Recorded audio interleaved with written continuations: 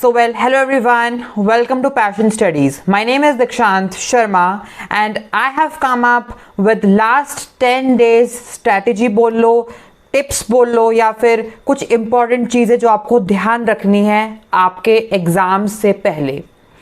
आपको पता है कि अब आपके पास सिर्फ 10 दिन रह चुके हैं। आज 5th है, from 6th of this month to 15th of August. सिर्फ 10 दिन रह जाएंगे एंड ये 10 डेज आपके लिए बहुत ही ज़्यादा क्रूशियल इम्पॉर्टेंट रहेंगे, बहुत ही प्रेशियस डेज रहेंगे आपके लिए।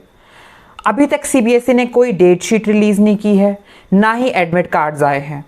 ऑलरेडी मैंने वीडियोस बनाई, उसमें मैंने क्लियर कर दिया था कि इस वीक के एंड तक हम एक्सपेक्ट कर सकते हैं डेट शीट और एडमिट कार्ड, या फिर नेक्स्ट वीक, क्योंकि नेक्स्ट वीक तो सीबीएसई को निकाल ही देने चाहिए। ऑब्वियसली एक प्लानिंग होती है। मैंने अभी ट्विटर पे बहुत ट्वीट किया आप लोगों के लिए, ताकि जितने भी मेरे यंग फ्रेंड्स हैं, आप लोग पैशनेट्स, आप लोग प्लानिंग कर सको प्रॉपर, आप एक स्ट्रैटेजी बना सको कैसे आपको पूरा आपका जो स्ट्रक्चर है एग्जामिनेशन का, कैसे आपको प्रॉपरली मैनेज करना है, टाइम मैनेजमेंट के आप ऊपर वर्क कैसे करें। तो वो तब होता है, प्रॉपर प्लान तब बनता है जब आपके पास एक डेट शीट आए, आपको चीज़ें पता हो।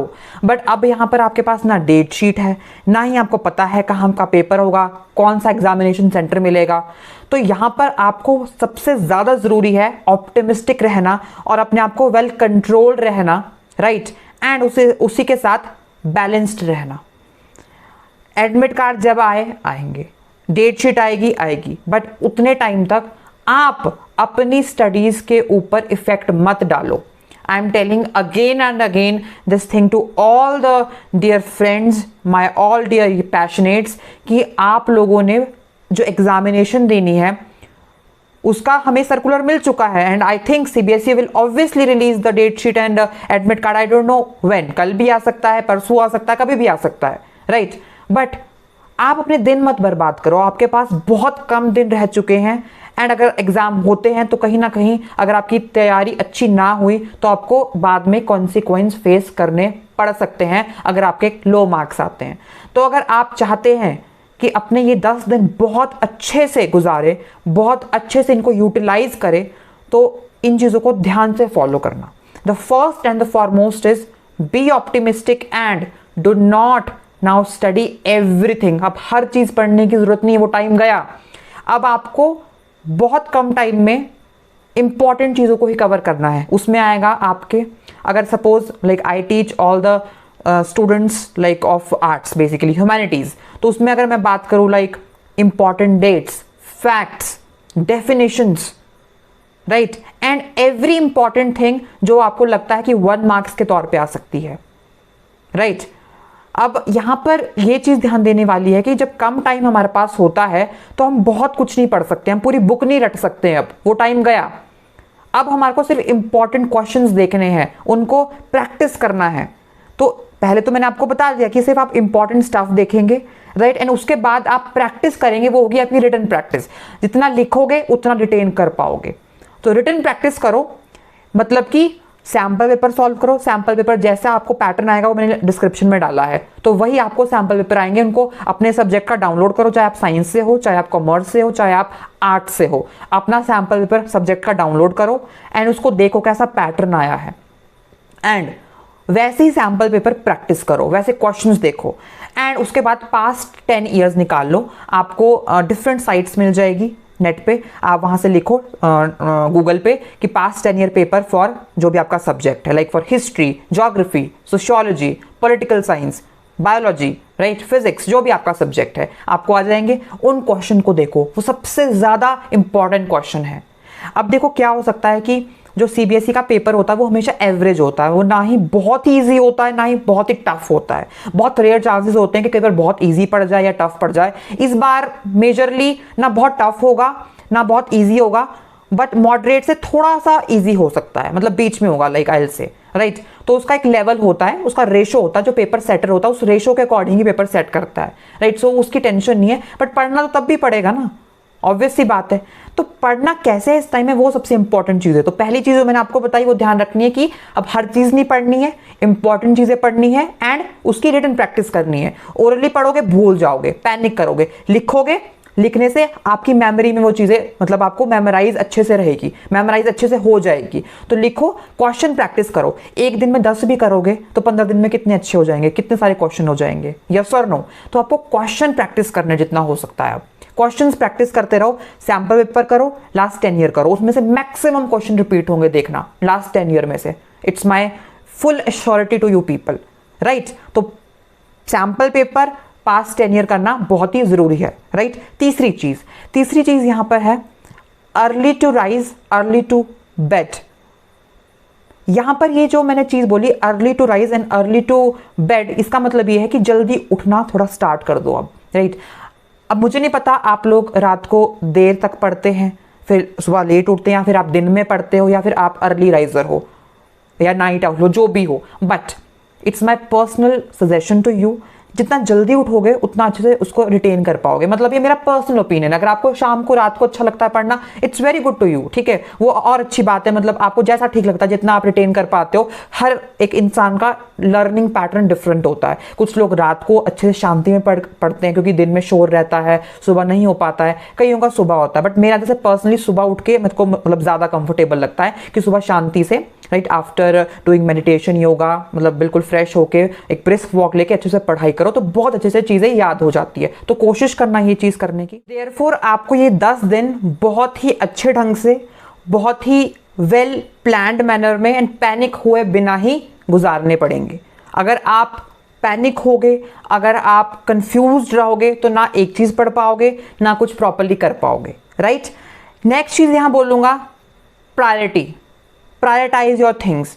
हर सब्जेक्ट कई बार होता है कि हम नहीं पढ़ पाते हैं, हमें लगता है कि यार ये टफ है, तो दूसरा सब्जेक्ट भी नहीं हो पाता उस चक्कर में। वो एक सब्जेक्ट दूसरे सब्जेक्ट्स के ऊपर इफेक्ट डाल देता है, तो फिर उसको छोड़ दो, उसको मत करो। उस सब्जेक्ट की वजह से एटलीस्ट और सब्जेक्ट तो हैम्पर ना हो, उनके ऊपर तो इफेक्ट ना पड़े। तो एक सब्जेक्ट के चक्कर में दूसरों को हैम्पर नहीं करना, उनके ऊपर इफेक्ट नहीं डालना है। और जो सब्जेक्ट्स आपको लगता है कि मैं उसमें अच्छा स्कोर कर लूंगा, तो उनको पढ़ो पहले, उनको प्रायोरिटी में लाओ, उनको अच्छे से करो, राइट। या फिर आप ऐसा कर सकते हो वाइस वर्सा कि आपको लगता है कि नहीं यार ये सब्जेक्ट मैं कर लूंगा, ये मेरे 5 दिन में भी हो जाएंगे, अभी भी जो 5 दिन है पहले, तो उनमें मैं ये जो टफ वाला इसको मैं अच्छे से कर लेता हूँ। लाइक इकोनॉमिक्स हो जाता है कई लोगों को, कई स्टूडेंट्स को इकोनॉमिक्स में मतलब दिक्कत आती है, मैथ्स हो गया, राइट। तो अपना अपना ढंग होता है, कईयों को कोई सब्जेक्ट टफ लगता है, कईयों को कुछ लगता है। तो जो भी आपको लगता है या आप वो कर लो, या फिर आप इजी वाला करो पहले, राइट। आप टफ को मतलब रहने दो कि नहीं इसको हम बाद में देख लेंगे, पहला मैं इजी वाला पोर्शन कवर करता हूँ, उसमें अपना एक ग्रिप बना लेता हूँ। तो प्रायोरिटी आपकी यहाँ पर सेट होना बहुत ज़रूरी है, राइट। एंड उसके बाद जो इंपॉर्टेंट चीज़ बोलूँगा वो रहेगी यहाँ पर कि आपको यहाँ पर सबसे बड़ी जो चीज़ है कि आप लिख रहे हो, आप अपने आप को मतलब लिख लिख के प्रैक्टिस कर रहे हो, अच्छी बात है, बट जो लिख रहे हो क्या वो सही भी है? जो ये 10 दिन है ये आपको बहुत अच्छे से गुजारने, I am telling again and again, but यहाँ पर जो आपने लिखा है वो कौन चेक करेगा? आप कोई टीचर तो आएगा नहीं, आपको खुद ही इवैल्यूएट करना है। आप मुझे आंसर शीट्स भेज सकते हैं, you can solve the paper, I will check for you, I can do this thing. आप जो लिंक्स मेंशन है नीचे, ठीक है, डिस्क्रिप्शन में, आप वहाँ मुझे भेज सकते हैं, I will definitely help you people. आप सॉल्व करो पेपर, क्वेश्चन पेपर भेजो, आई विल चेक। बट यहाँ पर जो चीज़ है वो है कि जब आप कुछ प्रैक्टिस कर रहे हो तो आपको यहाँ पर खुद को भी अवेयरनेस होना ज़रूरी है। तो यहाँ पर मैं बोलूँगा मार्किंग स्कीम को भी रेफर करो। सैम्पल पेपर के साथ मार्किंग स्कीम आती है, देखो कि मार्किंग स्कीम में कैसे आंसर्स दिए हैं, कैसे उनका एक कीवर्ड्स दिए हैं। तो आंसर जब आप लिखोगे अभी से तो कीवर्ड को अंडरलाइन करना शुरू कर दो। हमेशा आपके आंसर में इंट्रोडक्शन, राइट, उसके बाद एक्सप्लेनेशन, डेफिनेशंस एंड कंक्लूजन होना बहुत ही ज़रूरी है। पॉइंटर्स में आंसर होना ज़रूरी है। हेडिंग्स लिखो, उनको अंडरलाइन करो हेडिंग्स को, गेटिंग माई पॉइंट। तो ये चीज़ें बहुत ज़रूरी होती है। पैराग्राफ में लिखोगे मार्क्स नहीं मिलेंगे। अभी सोचोगे कि नहीं यार तब कर लूंगा अंडरलाइन, अभी तो कोई ज़रूरत नहीं है, अभी से ही अंडरलाइन करना शुरू करो, हेडिंग्स को अंडरलाइन करो, तब वहाँ आदत आएगी, तब वहाँ याद आएगा अपने आप। वहाँ पर आप अंडरलाइन करोगे नहीं तो वहाँ इतना होता है, सबकॉन्शियस में इतनी सारी चीज़ें चल रही होती है, प्रेशर होता है, तो आप वहाँ पर इतना सब कुछ नहीं कर पाओगे। अभी से प्रैक्टिस रहेगी लिखते वक्त तो आपको वहाँ दिक्कत नहीं आएगी। अभी से right strategy, right way of writing the things will be adopted by you, you will score very high marks. And the last at the foremost, keep your self safe, healthy. आपको पता है third wave on the peak आने वाली है, right. अभी starting है, delta variant. अभी हम देख सकते हैं कि इसके अलावा भी आप बाहर तो ऑब्वियसली बहुत रिस्की है जाना, बट घर में भी कई बार हम बीमार हो जाते हैं। कुछ मतलब ऐसा हमने अनहेल्दी खा लिया कुछ। अब 10 दिन है ये, अगर ये बिल्कुल आपने वेस्ट कर दिए, प्रेशियस डेज वेस्ट कर दिए लास्ट के, पढ़ नहीं पाओगे, प्रॉब्लम फिर पेपर आ जाएंगे 16 से। सपोज अगर पहला ही पेपर 16 को, क्या करोगे, पूरा पेपर स्पॉइल होगा, आप बहुत टेंस्ड हो जाओगे, फिर और सब्जेक्ट में भी अच्छा नहीं कर पाओगे। तो अपनी हेल्थ को अच्छे से, मैं बोलूँगा हेल्थ फर्स्ट प्रायोरिटी होनी चाहिए। अपनी हेल्थ अपनी हेल्थ को बहुत मतलब सेफ रखना, अपने आप को सेफ रखना, and be healthy, be strong, mentally भी स्ट्रॉन्ग रहना है, फिजिकली भी स्ट्रॉन्ग रहना है। More videos I will be uploading, right. आपको इसी तरीके से I will keep telling you, inform करता रहूँगा, गाइड करता रहूँगा, राइट। एंड कोई भी कंफ्यूजन होती है, कुछ भी लगता है, do ask me, right. Strategy बहुत सही होनी चाहिए इस टाइम पे, और भी बहुत सारी चीज़ें बताऊंगा, राइट। आज मैंने काफ़ी सेमिनार्स अटेंड किए, क्लासेस थी, तो अभी टाइम लगा, तो आई थॉट कि चलो नहीं, my passionates are waiting, so I have to make a video, I have to tell them. I have tweeted today, right, on planning, कि जल्दी से CBSE डेट शीट निकाले ताकि बच्चे प्लान कर सके, राइट, सेंटर्स कहाँ हैं, देख सके कि कितना दूर कितना नज़दीक है। बट चलो लेट्स होप कि जल्दी आए। I am tweeting again and again, and I hope आपके साथ चीज़ें बहुत अच्छी हो। I am always hoping for the best, right. But आपने अपना हार्डवर्क नहीं छोड़ना है, आपने ये नहीं सोचना है कि यार नहीं आया, डेट शीट नहीं है, वो हुआ है तो मैं नहीं करूँ, नहीं, ये अप्रोच नहीं रखनी। आई एम टेलिंग यू, करते रहो प्रैक्टिस, ठीक है। Knowledge never goes waste, I always tell this thing. मैं ये नहीं बोलूंगा औरों की तरह या आपको कोई और मैनिपुलेट कर रहा है। And yes, one more thing, आप औरों की बातों में मत आओ यहाँ पर। आपको बहुत लोग बोलेंगे यार तू क्यों पढ़ रहा है, छोड़ यार, ये हो जाएगा। नहीं, अगर एग्जाम आपका 1-2 दिन पहले आएगा, आप बहुत पैनिक हो जाओगे, तो पढ़ाई कभी वेस्ट नहीं जाती है। आई ऑलवेज टेल, मैं जो मर्जी बोलूँ, बट मैं ये कभी नहीं बोलूँगा कि पढ़ाई आप मत करो। पढ़ाई करनी है, चाहे जो मर्जी हो जाए, पढ़ाई कभी वेस्ट नहीं जाती है, हमेशा नॉलेज आपकी काम आती है। Learning should be always the part of your life, right. So और चीज़ें अपनी साइड है, but learning and knowledge is on its own place, तो उसको मत छोड़ना। 15 दिन आप कुछ अच्छा, अगर आप नॉलेज गेन कर लेते हो तो सीखोगे। और ऑब्वियसली 15 दिन कोई तैयारी करने के नहीं होते हैं, राइट। इसमें आप बहुत कुछ अच्छे से नहीं कर सकोगे, अगर आपको अभी मतलब कन्फ्यूजन क्लियर हुई है, अभी पता चला है पेपर्स का कि अभी होंगे। बट चलो, जो हमारे पास 15 दिन है उसमें तो at least something we should do, and in a very proper manner. तो यही इस वीडियो को बनाने का एक मकसद था कि आप प्रॉपरली करें, बहुत कुछ आप अच्छा कर लोगे, डोंट वरी।